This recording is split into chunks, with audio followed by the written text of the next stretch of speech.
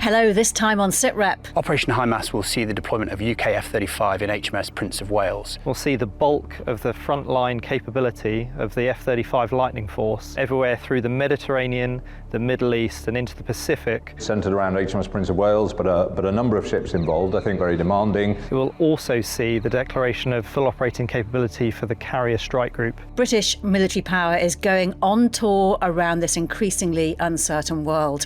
Spain, Canada and Norway will support, but there will be no US escort or planes. Mike and I are joined by a veteran of HMS Queen Elizabeth to talk through the military power that makes up this Carrier Strike Group, where it will be going and why.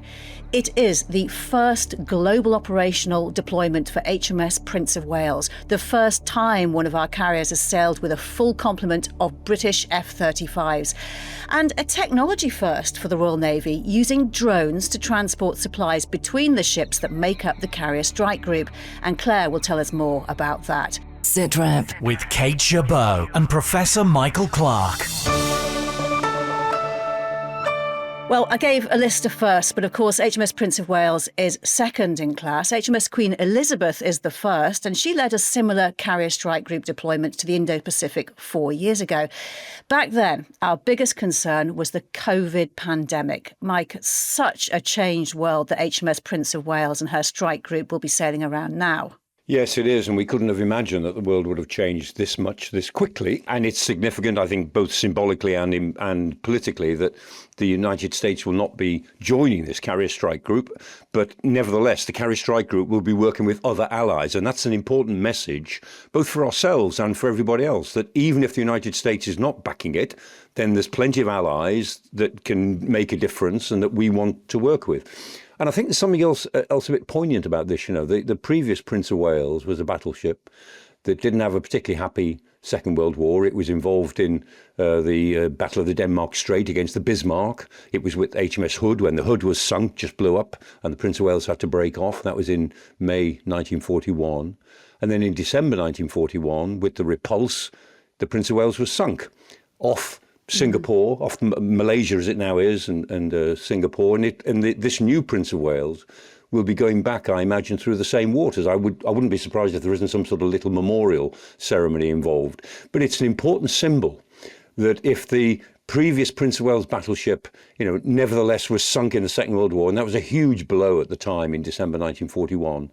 Nevertheless, there is a new Prince of Wales. It's out there in the Pacific. It is working with allies, and it shows that there is a sort of an enduring power to what the Royal Navy can do. We might be a much smaller Navy now than it was in 1941, immeasurably smaller, but there's an enduring presence and an enduring willingness to get out and about in the world and represent not just Britain's interests, but interests of world order. And to add to that, it's also just worth reminding ourselves that on the last Carrier Strike Group deployment, HMS Defender made a quick trip into the Black Sea where shots were fired and bombs dropped by Russian what appeared to be mock attacks, Mike. Yeah, and it was quite difficult stuff. And a similar sort of thing may happen again. I mean, I'm sure as Steve will confirm, any tour by a Carrier Strike Group like this, you can plan it to the nth degree, but things will happen. It'll never go entirely as you expect because things will happen en route and you'll have to deal with whatever comes up. And we can expect there to be some quite hostile messaging, if not some actual incidents, which the Carrier Strike Group will have to deal with. OK, well, let's run through the fast facts for this Carrier Strike Group deployment. HMS Prince of Wales is due to sail from Portsmouth on the 22nd of April. She will be accompanied by Type 45 destroyer HMS Dauntless, Type 23 frigate HMS Richmond, an Astute-class attack submarine, and RFA Tidespring will provide refuelling and carry supplies. Prince of Wales will carry up to 24 Royal Air Force F-35B fighter jets, Wildcat helicopters from 815 Naval Air Squadron and Merlins from 820 Naval Air Squadron. But just like last time, there is a significant international component to the Carrier Strike Group. A Norwegian frigate and support ship will be with the Carrier Strike Group for the entire deployment. One Spanish and one Canadian frigate will also join for the most of the deployment. And of course, the people. Around 2,500 members of the Royal Navy and almost 600 from the Royal Air Force will take part in the deployment named Operation High Mast. Well, before we talk about where they will go and what they will do, let's bring in retired Commodore Steve Prest, a good friend of Sitrep, who also happens to have been Commander Weapon Engineer on HMS Queen Elizabeth. Steve was part of the top-level team that brought the carrier out of build and into sea trials. Steve, great to see you again. Thanks for joining us. So what's it like having been a key part of those early days to now see the second in class off to lead a carrier strike group around the world? Well, it's a source of huge pride. And one of the things that we focused on when we were in Rosyth and in the final stages of preparing Queen Elizabeth for sea was making sure that what we did was also relevant to HMS Prince of Wales and that we operated as a class. So the two ships working together, it can often be the case, or it can sometimes be the case in the armed forces, that you generate a rivalry. And that can be very healthy. A bit of healthy competition is good. But if that becomes toxic, where you don't want to help each other and you want to get one over, that can be very damaging. And we made a deliberate choice to set out in the Queen Elizabeth class, which of course is HMS Queen Elizabeth and HMS Prince of Wales, to make sure that it was a constructive, positive, friendly and helpful rivalry. So I'm absolutely delighted as an old HMS Queen Elizabeth shipmate to see HMS Prince of Wales doing so well. She's got a brilliant commanding officer, some brilliant heads of department and a fantastic ship's company. And actually, looking at the programme they've got ahead of them, I suppose, like a lot of old sailors, I'm actually pretty jealous. I bet you are. And I gave a long list, Steve, of who and what makes up this carrier strike group. I guess it's easy for a list to sound impressive, but put it in context. What's the capability of a strike group like that? In extremis, what could it do? Well, the carrier strike group ultimately is designed to take action against heavily defended targets. So the F-35, which is really the core of the tip of the spear of the strike group, if you like, is designed to penetrate contested airspace and deliver ordnance in order to destroy targets to achieve military objectives. That's ultimately what it's for. But of course, in order to do that, at a time and a place of our choosing, wherever we want to around the globe, you need also plenty of other components of that weapon. So yes, you need the tip of the spear, but actually the handle of the spear is really, really important. People who concern themselves only with the tip of the spear don't understand how spears work. And that's why the rest of that strike group package, the defense of the high value units, of which, of course, the aircraft carrier itself is key, is absolutely vital.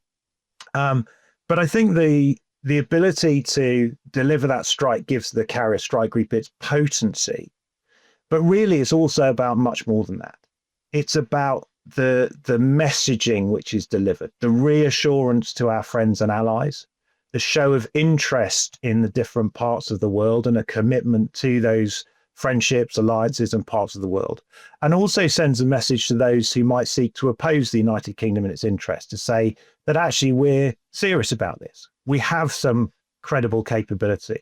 We are able to go places and do things. Now, that's not unlimited, of course. There are always constraints, but it is a serious bit of capability.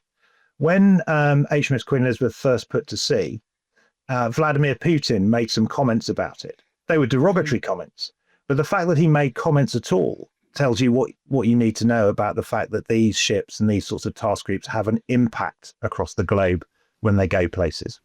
And Mike, there will be people who say, yes, but it's smaller than carrier groups used to be. It's certainly not as powerful as a US carrier strike group. No, I mean, not many things are as powerful as US carrier strike groups. And normally, I mean, you would expect to send a carrier with 2 frigates, 2 destroyers, a submarine and whatever support ship you're going to need. In this case, it's going with 1 frigate, 1 destroyer of our own. And we can't ignore the fact that we just don't have the available ships to send a really, high protein carrier strike group of sea to ourselves. But we make a virtue of necessity and say, well, this is an opportunity to work with our allies. We want to show that because we've got a carrier, and by definition, the Queen Elizabeth and the Prince of Wales are the best carriers in the world at the moment because they're the newest, they're the most recent. And so, we've got a very strong asset here, whatever its strategic value is, and that's a different argument, but it's a very strong asset. And we invite our partners to come and share with us the way in which that asset could be used. And then there's always the question about who's running F-35s. Going to East Asia, Japan was due to have its F-35Bs, the Marinized version now, but they haven't. They've put them back a year. So they won't have any of their own F-35Bs that they could fly onto the carrier that I know of. But they certainly will be very interested in the operations of the F-35B, when the carrier gets there. And then with F-35s operate the land-based version, operate in Australia and in South Korea. So there'll be quite a lot of work that could be done with those allies. Singapore are thinking about buying the F-35B. They're looking at it quite clearly. And Italy operates the F-35B. So there will be opportunities, not just with the US Marine Corps that we did operate with last time, but there will be opportunities with non-US allies to share the way in which air power is projected from this carrier. So yes, we're not sending a carrier battle group to see of the sort of strength we would like to send, but we are sending one that can do some pretty impressive things. And most importantly, work with the allies and the partners that we know we have to reach out to, not just because of the current United States attitude to its allies, but we've known that for years, that we've got to create new partnerships in the 2020s in order to safeguard our own interests. And that's what this carrier battle group will contribute to doing. And Steve, is it as capable as the Queen Elizabeth-led strike group in 2021? Because that included an American destroyer, USS the Sullivans, which had significant weapons capabilities, including anti-ballistic missile defence, which these ships don't carry. No, although HMS Dauntless, the Type 45, is an extraordinarily capable air defender. And whilst it doesn't have necessarily quite the ballistic missile defence that some of the US ships have, they have shot down, or Type 45 did shoot down in the Red Sea, an anti-ship ballistic missile in recent times. Now, that might be a case of it exceeding the capability that it was expected to have, and whether that weapon was truly on a hypersonic trajectory, is probably above the classification of this podcast. But nonetheless, the Type 45s are extraordinarily capable. And the task group is due to transit through the Red Sea, of course. If we were to engage in operations there, and the Americans are conducting strikes at this sort of time against the Houthis who are contesting the freedom of navigation in that part of the world, then it's almost certain that we would do so in conjunction with our American allies. So whilst the Americans would not necessarily join our carrier strike group, they have their own carrier strike groups operating in that area. And notwithstanding that American foreign policy is somewhat turbulent at the moment, there is still really good working relationships at operational level between the Royal Navy, the US Navy, and so on. And those relationships are strong. And I think even within this American administration, there is still a high value placed on allies who are prepared to stand up and bring military capability to bear in pursuit of common national interests. A really important point to make. Let's run through now what we know about the programme for what's expected to be an 8-month deployment. First off, the strike group will head to the Mediterranean and come under NATO command for Exercise Neptune Strike. After that, they will transit through the Indian Ocean for unspecified exercises and port visits with partners, including the US, India, Singapore and Malaysia. From there, it's on to Exercise Talisman Sabre, close to Australia, then training alongside the Japanese Self-Defence Forces and a port visit to India. We've got not all the detail, but it does look broadly similar to 2021, Mike. Yes, it does. And that's what you'd expect. If a carrier strike group is going to go on a global tour, then you want to take in, as it were, working with as many allies and partners as you possibly can. So all that makes perfect sense. And as I said earlier on, I'm sure there'll be diversions for some or all of the ships in the carrier group to go and do other things as and when, events happen, because they always do. Yeah, and Steve, you said it's highly likely that they will transit through the Red Sea. The Houthis in Yemen claim to have targeted the American carrier US Harry Truman in recent days. I mean, Mike, what's the risk of that happening and the same thing repeating itself for our deployment? Well, we can be certain that the Houthis will say that they will target it, but I don't know if they will. They say lots of things, and in reality, the Americans have sort of dared them when other carrier groups have gone through the Red Sea, which they have. American carrier groups have gone through the Red Sea. They've dared them to do anything about it, and of course they never have. I mean, things may change as things go on, because the United States is bombing the Houthis quite intensively at the moment. It hasn't received much publicity in this country because of everything else that's going on, but there are constant air attacks in the port of Hodeidah, even yesterday. So American operations are going on pretty consistently. If by the time our carrier battle group gets to the Red Sea, they're still going on, then of course it'll be more dangerous than it would otherwise have been. But I mean, I'm pretty confident they will certainly get through without any major problems. Yeah, and Steve, you said we could rely on our American allies in the event of any kind of attack by the Houthis. If that doesn't happen, what kind of defences do we have, and would they be enough?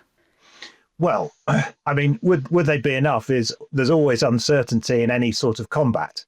There are no guarantees in war, but the risks can be managed. So as I say, HMS Dauntless, a Type 45 destroyer, absolutely on top of her game, is an exceptional air defence asset. HMS Richmond is there with Sitrep missile systems. And they've been shown to be effective in that theatre. There have been Type 23 ships deployed into that area, taking down stuff launched by the Houthis previously. So, she's well defended. Plus, of course, our Norwegian chums will be there providing escort duties as well. So there's a reasonably potent air defence package that's going with the carrier strike group. Does it deliver all of the things that the Americans deliver? No, but as Mike says, very few nations in the world can come anywhere near close matching that. But does it mean that we can sensibly get through that theatre with a tolerable level of risk? Then yes, I absolutely think so, and we should be confident. I think that the operational planning has been done properly, the risks have been managed. And there'll be good cooperation with other coalition forces in the area. So the liaison with the Americans, for example, will be very, very strong, and other nations who are participating in Operation Prosperity Guardian out there. And Steve, the risks will have been managed, you say. How will the risk from autonomous underwater vehicles have been managed? Well, autonomous underwater vehicles go very slowly. So they're effectively an underwater warfare target. They're a submarine. HMS Richmond in particular has some strong anti-submarine capabilities. If we're thinking more of the sort of surface drones or drones, drone boats that could come out and launch torpedoes, these sorts of things, well, you deal with them in the way that you would deal with any sort of threat, with good intelligence, surveillance and reconnaissance to try and spot them at range, deal with them at range, and have a layered approach to defending your centre of gravity and the high value units in your task group. So that's part of course, what the helicopters are there for, to get eyes in the sky. The drones that are going with us, which I think Claire's going to talk about in more detail, aren't really there for that. They're there for other activities, more logistics type roles. But then, nonetheless, there are plenty of other sources of intelligence and surveillance and reconnaissance that will be used in order to provide a picture to the carrier strike group commanders so that they can take the appropriate measures. And of course, one of the things about being ships at sea is that you can maneuver them. So if you see something coming, you can go the other way, go round. There are some constrained waters down there, but there's still a bit of sea room, and that gives options that perhaps you might not have elsewhere. And Mike, the big noise in 2021 was about HMS Queen Elizabeth sailing through the South China Sea, asserting freedom of navigation. Do you think we'll see that again? Yeah, quite likely. FONOPs, freedom of navigation operations. I think that's quite likely. I mean, but it would never be announced in advance because there will be a political storm about it in relation to the way the Chinese would react. But I mean, if the carrier strike group is in that area, they'll look at the conditions at the time. They'll decide whether it's worth making the gesture of a FONOP, of a freedom of navigation operation in a very sensitive area. By and large, I'm sure the inclination will be to say yes, we will do it, but they won't say in advance that we're going to, because that would just, as it were, alerts the Chinese Navy to do all sorts of things that would frustrate it. So yes, I'd be surprised if there isn't some sort of FONOP in the South China Sea, but obviously the political conditions may be different by the time the carrier strike group gets there. Well, we'll talk a bit more about what everyone will be doing and why shortly, but I just want to look at one of the fascinating innovations for this carrier strike group. Steve mentioned them, drones, which will carry supplies between the ships. BFBS Forces News technology reporter Claire Sadler has been reading the tech spec sheets. Claire, tell us more about these drones. Yeah, they are pretty impressive bits of kit. They're called the T-150 and they're made by Alloy Aeronautics, which is now part of BAE Systems. And they're a little bit like a flying forklift. So they're drones that can carry 68 kilos and they're designed to be carrying things like ammunition, engineering parts, crates of food, parcels from home, anything that needs to go from ship to ship. They can fly at around 60 miles an hour and can be in the air for about 30 to 40 minutes, but that does depend on the load. They also have a modular design, so the battery can be swapped out quickly, which is handy for repeated missions if they've got to do lots of trips. And they are designed also for all-weather operations, so hopefully perfect for the kinds of unpredictable conditions that you get at sea. And are they autonomous, or will people be piloting them remotely? No, they will be remotely piloted by trained Royal Navy personnel from 700X Naval Air Squadron. They're putting a team of 12 sailors on 3 different ships to start with to test out the capability in those real-world conditions. They're going to have 9 drones in total on board that carrier strike group, split between, as I say, those 3 ships, and the idea is to see how they perform over water. So, Steve, this job has been done by helicopters up until now, right? Yes, predominantly. And so the real point here is if you can save helicopter hours, that's a really strong efficiency measure, because helicopter hours are quite expensive. So firstly, there's a financial saving. But more importantly, in the context of the carrier strike group, it means you can use those hours for something that only the helicopters can do. And so you can take this perhaps slightly more routine load lifting between ships away from them so that they can concentrate on other more important tasks like the ISR missions we were discussing earlier. I think this is a fantastic and really interesting innovation.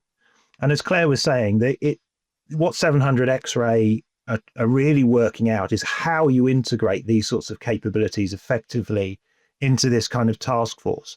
Can you operate them, for example, at the same time as you're flying F-35s off the deck?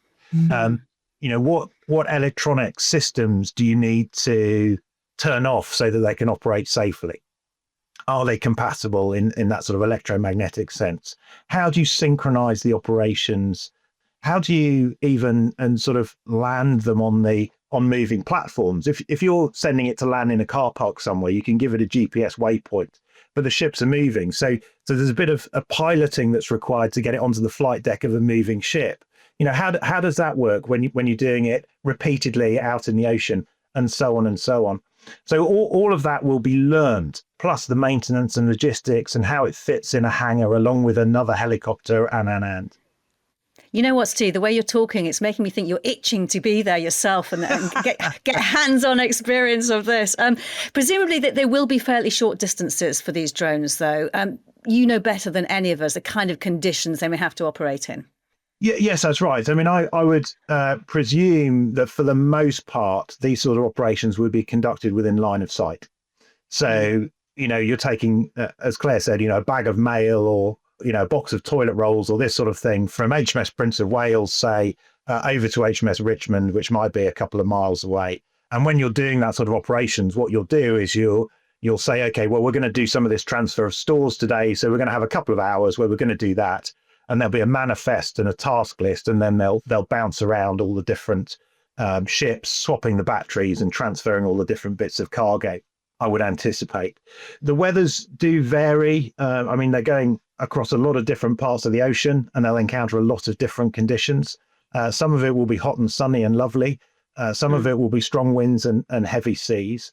And of course, whilst the Malloy T150s are designated as all weather, there will be weather limitations because landing on the back of frigates, say, a bit easier on the bigger flight decks, but landing on the back of frigates in heavy seas and high winds can be a pretty tight business. And I've been on frigates where it's been a little bit hairy, to be honest. I was stood at the back of the hangar when we were conducting operations off Libya in 2011 in HMS Westminster. And the Merlin took 3 goes to land on the spot. And the last go, when the pilot slammed it down and the hook that grips onto the deck actually latched on, we were all, those of us stood at the back of the hangar, were making Billy Big steps up forward because it looked like the helicopter was coming in through the hangar door. Wow. It was the flight commander, with 20 odd years flying experience, came out sheet white. So, these conditions can be pretty demanding, and I think they will adopt a crawl, walk, run approach to experimenting with these things at sea. It'll be incremental, but that's the point of being able to take these capabilities away in this sort of task group, to be able to have that exposure and that time to really explore the envelope. Yeah, and Claire, these particular drones tried and tested technology over land, but this is really quite a test, isn't it, when you hear what Steve talks about from his experience taking them to sea? Yeah, I mean, I think Steve's really summed it up perfectly there. You can just imagine how tricky the conditions can be. And these, they've only had these since August, I believe. So since then, they've had to learn how to fly, maintain them, and then integrate them as well into the aviation space. So this is going to be a really big test of this kit. But of course, if it works, it could really transform the way they move their supplies. And just finally, Claire, I mentioned these drones are tried and tested for land operations. They've been in use in Ukraine, though. Yeah, the UK supplied Ukraine with these for help delivering supplies to the front line. So, they've really proved themselves there. But there's also the big brother to the T150, that's the T400 model, which can carry even bigger payloads, so up to about 180 kilos, which it's just that bigger size. That's also in Ukraine, apparently being used for logistical support, so carrying heavier supplies as well. So yeah, they really are proving their worth. Claire, thank you very much. Good to talk to you. Okay, there's a big question that some people will be asking right now. Why? Why send our military power to show off in the Indo-Pacific when we've got war in Europe and the Middle East? Why do this when tensions around China and Taiwan appear to be rising, when the finely balanced possibility of talks or fighting between the US and Iran is in the air? And why spend the money from a hard-pressed defence budget? The 2021 Carrier Strike Group deployment was estimated to have carried an additional operational cost of £73 million. Mike, why? Well, there's lots of potential answers to the question. I mean, why is because we've got to get to know how we operate carrier strike groups wherever we're going to operate them in the future. I mean, why? Because it's good diplomacy to do it. Why? Because it's good partnerships. But there's a fundamental why, and I understand exactly the context you're putting. When we appear to be approaching the idea of a war in Europe or fighting in other parts of Europe, what are we doing? Not concentrating here. And it's all about deterrence. If we are going to avoid war in Europe, then we have to deter it, which showing that we are capable of fighting it. And to show that we're capable at sea, whether it's in the Indian Ocean or the North Atlantic, to show how capable we are is part of deterrence. And that's really one of the fundamental messages of British defence policy going forward, is that we aim to deter the war we don't want to fight. But the fact is, we've got to show that we're capable of fighting it. So, I mean, that would be my answer to the why question. And Steve, what do the Royal Navy and Royal Air Force get out of this? Well, let's think about the people first, the sailors and the aviators and indeed the soldiers from the army who will be taking part. Of course, you join the Navy to see the world, or at least I did. And so the idea for a lot of these people, many of them young, many of them this will be their first deployment. The opportunity to get out around the world, to visit these places, to interact with sailors and people from different countries and cultures is a huge draw. And BFBS and Forces News have reported on how challenging our recruiting and retention environment is at the moment. And so actually there's a real positive to be gained from this. So for the people, this will be really exciting and a brilliant deployment if managed well and all the opportunities are taken. For the Navy, of course, and indeed the Air Force, it gives us the opportunity to work with our allies. Mike talked earlier in the podcast about our reliance upon allies to pull together carrier strike groups and credible force structures. And he's, of course, absolutely right. NATO in particular, but also these alliances in the Asia-Pacific are an absolute cornerstone of the government's defence policy. And when the SDSR kicks out, I think we'll see lots of references to that. And in order to be credible, to deliver the sort of deterrence that Mike was just talking about, you have to go and practice. You have to go and work with people and understand them and get to know them the personalities, particularly at the command level. Because as the Americans would famously say, you can't surge trust. And there's another saying that I came across recently from the Finns, which I thought was excellent. And they say you can only prepare in advance.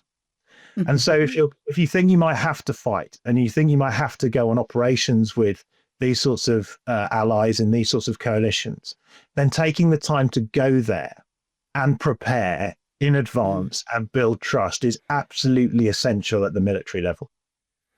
It's worth actually looking, Steve, in more detail at that NATO exercise in the Mediterranean, Neptune Strike. It's a big one. What will everyone actually be doing on that exercise? So it's a really complex demo led by the Italians of the ability of NATO to deliver high-end maritime strike. So this is right in the bailiwick of the UK's carrier strike group because that's what we've bought them for. So going and demonstrating that as part of a massive NATO force, we can credibly deliver those sorts of strike operations in the Euro-Atlantic area in concert with our NATO allies under NATO command is an absolutely vital part of the UK's defence posture. And it's all very well saying you can do it, but unless you go and demonstrate that you can do it, and of course it's an exercise, we're not actually fighting anybody, and hopefully the deterrent effect will preclude that from happening. That's the strategy. But demonstrating you can actually do it makes it credible. And any deterrence to be effective has to be credible. So this is all about the credibility, both demonstrating to ourselves to build confidence, but also demonstrating to those who might seek to oppose us or might be tempted to attack us that there's a credible deterrent capability which can be brought to bear by the UK, but crucially in alliance with our NATO partners. And Mike, it is a balancing act, though, isn't it? One man's deterrence is another man's provocation. Yes, it can be, but the balancing act is different these days because we are into a world now of very muscular diplomacy and muscular manoeuvring in a military sense and quite a lot of military conflict around the world. And so I think we have to be pretty assertive about what we can do. There's no good being too precious about this. The fact is, the world is going to need military force, and the Western world needs its military force more than it has in the recent past, and it needs it more quickly. And so I think we've got to emphasise what we can do in terms of deterrence. If that upsets some of our potential adversaries, well, tough. The time has come to show that we are prepared to defend ourselves because we may have to sooner rather than later. And just a final question to both of you, if I can. We sort of saw it in 2021 with the Black Sea incident. We've talked about the plan, but events might require that to change, Steve. Yes. I mean, it's always events. And the point of the armed forces is to respond and to be the responder of last resort in time of national crisis, whatever that means. So plans are always a basis for change. So this deployment has been well planned. It's been signposted from a long way out. But of course, if something happens which changes the strategic landscape or changes something more locally, that means that the carrier strike group, the Royal Navy and the components from the other armed forces have to respond to events. Well, frankly, that's what we're there for. Yeah, I mean, years ago, a sailor he was a good friend, he became a good friend of mine. He was rather older than me. Sadly, he's no longer with us. And he was a midshipman on HMS Rodney during the D-Day landings. And he had a very distinguished naval career, one way or another. And he once said to me, when we were talking about sea power, he said the whole point about sea power is getting used to the environment. It's being able to operate at sea. The sea is the issue. And he said the enemy are just another bloody nuisance. And that's the point. If you can operate at sea, then you've got a lot of nuisance factors, and the enemy is just another of them. And the better you can operate in the environment, under the sea, on the surface of the sea, above the sea, then you can do what you need to do. And the enemy are no more than a nuisance. Mike, thank you. Commodore Steve Prest, good to speak to you. And also Claire Sadler, my thanks to her as well. That is all for now. But as always, you can stay up to date with all the latest defence news on our website, forcesnews.com. Professor Michael Clarke will be back for another Sitrep next Thursday, along with James Hurst. I'll be back in 2 weeks. So until then, from me, Kate Gerbeau, thank you for joining us. Bye-bye.